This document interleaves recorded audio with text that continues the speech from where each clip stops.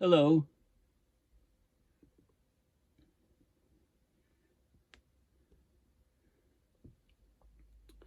So today, Newton and I want to talk about aerosols. Of course, in James Hansen's landmark paper, Global Warming in the Pipeline, he talked about the tightening of sulphur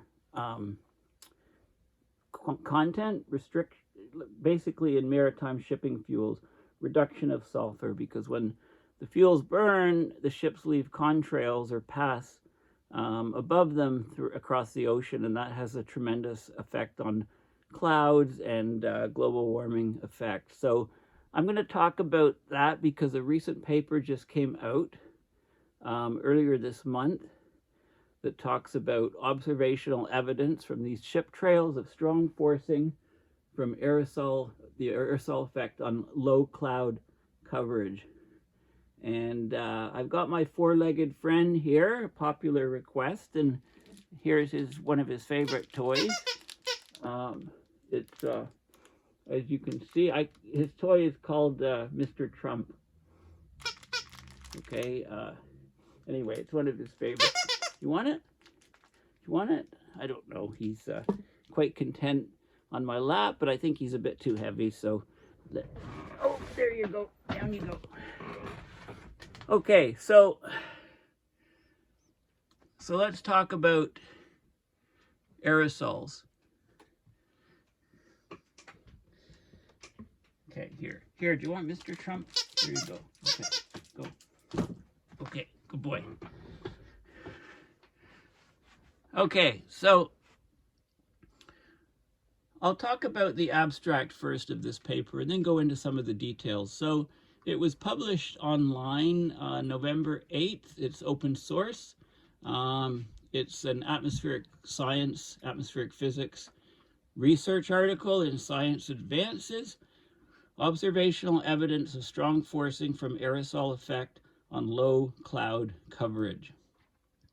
Okay, so aerosols cool the Earth's climate indirectly by increasing the low cloud brightness, their coverage, or cloud fraction, and this is known as aerosol indirect forcing. Now, there is a direct forcing effect, and this is that the aerosols block some of the sunlight and they cool the region below. But we're not talking about the direct effect. We're talking about the indirect effect, and it looks like the indirect effect is much, much larger than the direct effect. And the fact that the aerosols have blocked some warming for a long period of time is, Hansen refers to it as a Faustian bargain. Okay, so the aerosol indirect forcing, it partially offsets the greenhouse gas warming, and it positively correlates with the climate sensitivity. So when we get a number on climate sensitivity, it can be very, very, it can fool us. If we have climate sensitivity and aerosol forcing both wrong, it can give us, we can have very, very high levels of climate sensitivity or much lower levels of climate sensitivity, depending on the aerosol effect. Well, it turns out that the aerosol effect is huge, and therefore the climate sensitivity is also huge, much larger than we thought. And because we've reduced aerosols, we're getting much greater acceleration of warming. But there's still uncertainty in it. So in this paper, they looked at direct observational evidence for strong forcing from the cloud fraction adjustment to increased aerosols, and weak forcing from cloud liquid water path adjustment. Okay, there's some different parameters of clouds, and I'll talk more about that in a minute. The cloud fraction, so the low-level cloud coverage, it drives between 52% and 300% of the additional forcing over the Twomey effect over the ocean. So basically, the total aerosol indirect forcing that they measured observationally was minus 1.1 plus or minus 0.8 watts per square meter. So still large uncertainty. The cloud fraction adjustment follows the power law as a function of background cloud droplet number concentration, ND. So this is the number of aerosols. It does depends on time and location, and it's stronger when ND is low. So when there's very, very few aerosol particles over the ocean, right over the ocean, the ND is very, very low because there's not a lot of sources of aerosols. Over land, it's very, very high. So we're talking about over the oceans. And when ND is really low, the cloud fraction, there's a big sensitivity of the cloud fraction. Increase ND a little bit, and the cloud fraction goes way, way up. The cloud fraction only increases substantially when the background clouds start to drizzle. It suggests a role for aerosol precipitation interactions. Okay, so the cloud fraction adjustment is a key process for reducing uncertainty, finding out more about these clouds to reduce the uncertainty of this Faustian bargain. Okay, so that's the key factor. Now, why is this important? So let me just go back to, okay, so this is the Hansen paper, which I discussed in great detail. Right, global warming in the pipeline, great paper, highly recommend you look at it. I had an interview with James Hansen, one-on-one interview for Climate Emergency Forum, and that interview was posted on their channel. I also did a number of videos on my own of my channel of Hansen's work, because this is a very key paper. Okay, so I'm talking about a specific aspect here. Let me just read a little section from the paper. So, multiple lines of evidence show that aerosol forcing peaked early this century. Emissions from the largest sources, China and India, were increasing in 2000, but by 2010, when the first limits on ship emissions were imposed, China's emissions were actually declining. So Hansen they've estimated, he and his colleagues have estimated the peak aerosol forcing, and it's negative, as at least, so minus 1.5 to minus 2 watts per square meter at the peak, with a turning point in 2020 when the aerosols were reduced. Greenhouse gases plus aerosol forcing, it grew plus 0.3 watts per square meter per decade. It was plus 45, and the aerosols were minus 0.15 during 1970 to 2010, and that produced a warming of 0.18 degrees Celsius per decade, okay, from 1970 to 2010. With current policies, we expect climate forcing for a few decades post-2010 to increase to 0.5 to 0.6 watts per square meter, right? That's much, much higher than the 0.3. In fact, almost double. So it will produce global warming of at least 0.27 degrees Celsius per decade, maybe as high as 0.36 degrees Celsius per decade. So because of this, global warming will reach 1.5 in the 2020s, and we're already there almost, and 2 degrees Celsius before 2050. Hansen thinks by like 2038 or something to cross 2 degrees for the first time for a full year. So this acceleration of warming is very dangerous in a climate system that is already far out of equilibrium and dominated by multiple feedbacks. Okay, so those are the key factors. And this is the most important plot here, the temperature anomaly, degrees Celsius. Here's where we are. Here's where the 0.18 degrees Celsius per decade increase was, the linear increase. And this is 0.27, which is 50% higher than the 0.18. And this is 0.36, the upper line, which is double. So we're in this range moving forward. And the reason is probably because, or at least according to Hansen, because we've tightened up sulfur in shipping fuels. Okay, so keep these numbers in mind, that the peak negative aerosol forcing was about minus 1.5 to minus 2 watts per square meter, and that's being reduced significantly. So now the warming, right, the net warming, which consists of the greenhouse gas effect plus the aerosol forcing effect, right, has gone much, much higher, and therefore our temperatures are going much, much higher. Okay, so that's the key factor from Hansen's paper. Okay, so global warming in the pipeline. So let's go back to our paper here. Okay, so this is the key number, minus 1.1 plus or minus 0.8 watts per square meter, and that was measured from these ship tracks. Okay, so let's look at the intro a bit of this paper. So tiny airborne particles, aerosols, they can affect the energy balance of the Earth's climate because they modify the brightness of clouds and also the amount of coverage of clouds. And these are low-level clouds over the ocean that we're talking about.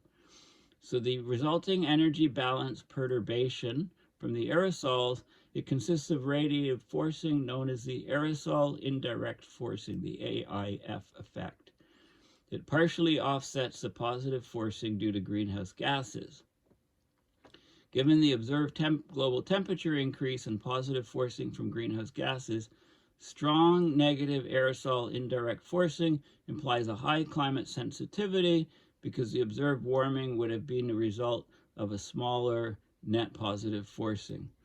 The total aerosol indirect forcing is estimated to be between minus 1.7 and minus 0.3 watts per square meter, and that's based on observations, and that represents the largest source of uncertainty in the forcing estimates, because look at the uncertainty range, it's minus 1.4, which is about half of the historic forcing from greenhouse gases.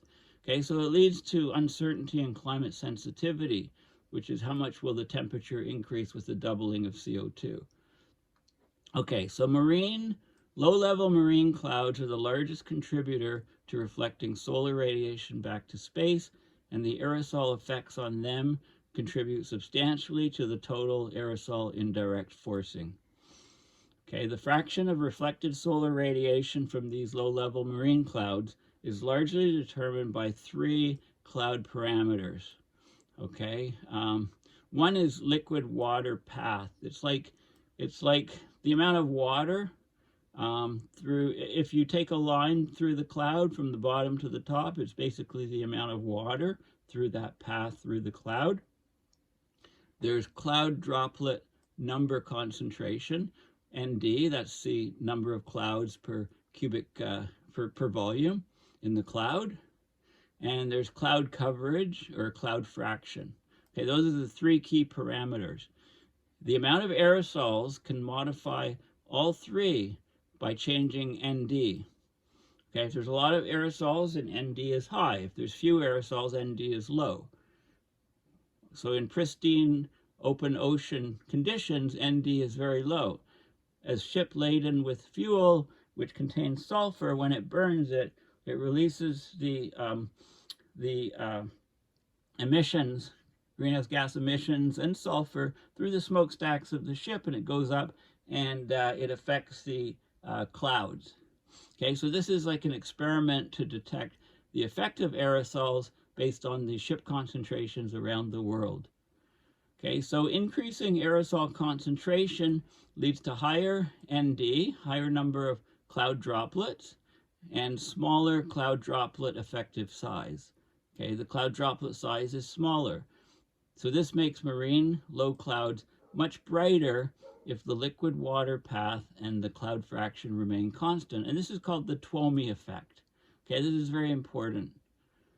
Okay, Stephen Salter at COP and other places, he's got these glass beads, large diameter down to smaller diameter. And if you look at the glass beads, the ones with really small diameter are very, very bright white. And they reflect a lot of light, and that's what the low-level clouds do when the particles are small. When the particles get bigger and bigger, the reflection is much lower. And this is the Twomey effect. It's widely supported by observational evidence. However, the liquid water path and the cloud fraction do adjust to changes in ND and RE, the cloud droplet effective size. The decreased RE from increasing ND can delay or suppress precipitation formation. Okay, because if the droplets are much smaller, the cloud is much brighter, but also it takes much longer for collisions to coalesce droplets and make them large. Eventually they get large enough and you can get precipitation from the cloud. And then when you get precipitation from the cloud, water loss is obviously occurring and the cloud can eventually disappear. So the lifetime of the cloud decreases when it starts to rain, of course. So the very, very small cloud droplets is very important from a climate point of view because you want the clouds to be bright, you want them to block a lot of sunlight, and you want them to be long-lived. Okay, if you have more aerosols, you can suppress the precipitation, and that increases the liquid water path, it increases the cloud fraction. Because it reduces the cloud water sink, it helps clouds to live longer. But there's other physical processes, other physics involved. So for example, smaller and more numerous droplets can introduce stronger evaporation when you mix that air with dry environmental air, background air. So that increases the cloud water sink to the air, and it decreases the liquid water path and cloud fraction. Okay, so there's all these different feedback loops, but the Twomey effect is a key one. Okay, so we use global satellite observations to get empirical estimates on what's happening to the clouds based on a function of the aerosols. Okay, there's various studies that look at what's going on, So here is, this is an interesting thing. So what this study does is it directly measures the cloud liquid water path and cloud fraction, the number of low-level clouds that are attributable to aerosol influences by contrasting polluted clouds in ship tracks, okay, with nearby background clouds that have formed naturally. And by comparing those two things very close together, with all else being equal except for the aerosols added by the ship's fuel, they can then quantify the ratio of contributions to liquid water path and cloud fraction, the number of low-level clouds, to the total aerosol indirect forcing, compared to that of the Twomey effect. Okay, so this is like the ship tracks are an opportunistic experiment where the liquid water path and cloud fraction adjustments can be attributed to ship emitted aerosols. Okay, so it's perfect. Okay, so this study, they developed an algorithm previously to automatically detect ship tracks globally using the Aqua Modus moderate resolution imaging spectrometer, MODIS data, to produce ship track masks that include pixels polluted by ship-emitted aerosols. Okay, so they used, they collected tremendous amounts of data from the satellite.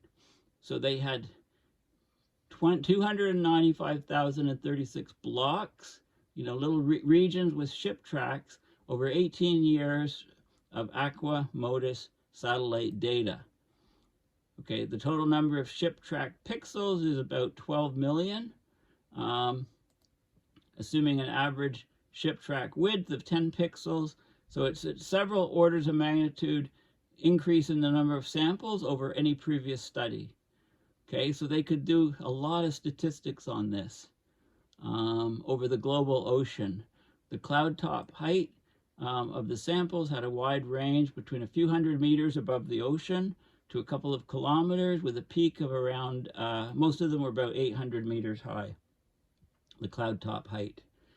The above cloud top relative humidity ranged from 10 to 90%. They had the background number density of particles, aerosol particles that range from a few droplets per cubic centimeter of volume to a few hundred droplets per cubic centimeter, with a strong peak at the low end.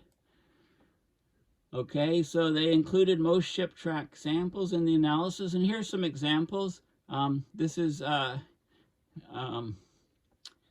this is they had a pink mask in true color. This is at 21:25 Universal Time, June 29th, 2005, A and B, okay, with the filter without it. So they're just showing that they picked up all the ship track from the image. And this is basically 22:25 UTC, 12th of July, 2010, another sample. Okay, so this is the raw data, and the pink filter is where the algorithm finds the ship track. So it works very well. It finds all these ship tracks. Okay, this is the number of blocks that they looked at in their study. Okay, this is the number here. So they looked at huge numbers of ship tracks in the Pacific, right? Loads in the North Pacific, some in the North Atlantic, and some in the South Pacific, okay, and other parts of the ocean. So there's huge amounts of data that they found out. And let's have a look at some of the results. This is some of the statistics of the data. These are probability distribution functions, so it's probability in the vertical, and it's the cloud cloud parameters. This one relates to the effective radius. This is the liquid water path. So it shows the peak and the distribution, and this is the cloud fraction amount. Okay, so and then they did some statistics. This is the rate of change of cloud fraction or coverage with the number density of the particles. So here is the number density of the particles dropping down, and you can see that as you get this is the radius going up of the cloud. When you get over a certain amount, then you get rain. Relative humidity doesn't change too much. So they're looking at the dependencies and the rates of change of things. This is the rate of change of the liquid water path with the number density of the aerosols. And I'm not going to go into all of those details, but these are basically the results here. Okay, so over here we have the units are watts per square meter of forcing. Okay, so positive would cause positive forcing, right? Negative is the aerosol effect, the cooling effect of aerosols, or the global dimming effect. So the Twomey effect is, right, as you get more and more aerosols, then you get brighter clouds and you get more blocking of light, so you get a negative forcing. So the negative forcing, we're down to like 3 watts per square meter of forcing in these areas here. Okay, and this is where, so there's lots of ships plying these regions, and this is where a lot of the low-level clouds are created over these regions. This is just from the Twomey effect. This is a liquid water path effect. This adds to mostly warming in those regions, so the water in the clouds causes some warming. And then this is the cloud fraction effect. Again, most of these numbers are negative. 0 to 0.5 is the blue, and then you get these purple areas are much higher radiative forcing in the negative direction. Okay, so this is where the clouds are getting much bigger in these regions from the additional aerosols. Okay, so lots of data, and the calculations on aerosol indirect forcing, etc., are done there, and then they average it over the planet. And so basically, by measuring the ship tracks, which is the polluted air with the sulfur in it, and comparing it to the clouds that are not formed by ship tracks, right, you can get the forcing, the aerosol indirect forcing number. So the bottom line is that they measured, remember I say here, the total aerosol indirect forcing, it's estimated to be between -1.7 and -0.3. Now what Hansen is saying is it's much closer to these numbers and even higher, -2 or -3 even, when there's, when there's lots of sulfur in the shipping fuels. And now it's much closer to 1, And this paper actually substantiates that because it measured an aerosol indirect forcing of minus 1.1. Still a lot of uncertainty, plus or minus 0.8. And of the aerosol indirect forcing, the cloud fraction effect, the change in the cloud coverage, low-level cloud coverage, marine low-level cloud coverage, it covers like 52 to 300% of the forcing of the Twomey effect. Okay, giving a strong net cooling from these aerosols. Okay, so it's a little bit, you know, atmospheric cloud physics is not easy. So, you know, so the key takeaways are that, yes, there's a large, the aerosols have a huge cooling effect on the planet. As we reduce aerosols by cleaning up shipping fuels, we have less blockage of sunlight, and it's mostly through the low-level clouds. There's a lot fewer marine low-level clouds when we clean up the air, and there's less aerosols, less cloud condensation nuclei. The clouds aren't as bright. The clouds rain out more quickly. So their lifetime is shorter. Okay, so we get accelerated warming, so this is key information. And again, going back to Hansen's paper, global warming in the pipeline. Let's go down to here we go, right here. Page 21 in his paper. This is the key evidence here. So, you know, Hansen's estimated that peak negative aerosol forcing was at least 1.5 to 2 watts per square meter. Okay, but in 2010, there was a turning point consistent with the reduction of sulphur in shipping fuels. So the net greenhouse gas effect was growing 0.3 watts per square meter per decade, right? The greenhouse gas warming was 0.45, offset by aerosols minus 0.15. So that produced 0.18 degrees Celsius per decade.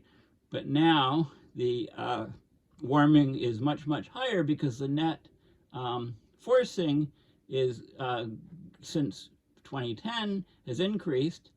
It's no longer 0.3, it's 0.5 to 0.6. So therefore, we could expect the warming to go to at least 0.27 degrees Celsius per decade, maybe even 0.36 decade. So then we're going to blow across the 1.5 C and 2 C targets much faster than all of the talking heads at COP will tell you. Okay, so that's the bottom line. The sharpest change in ship emissions happened in actually 2020. Since then, the warming has greatly accelerated, even more so. Okay, so that's the key thing. This is a very important paper. The atmospheric science is very important to understand, you know, why the planet Earth is warming now like a bat out of hell, much faster than it did before. And what else do I have here? I have some, if you want to find out more about cloud liquid water path, I went to Google, I Googled Google Images, and I just checked this out, and you can see lots of pretty pictures and graphs and stuff of the cloud liquid water path over the planet. There's some explanations as to what it means. I tried Googling the definition, and it showed lots of other stuff. Explained, how we measure the amount of water in clouds, through the vertical structure of clouds. And there's actually a paper here.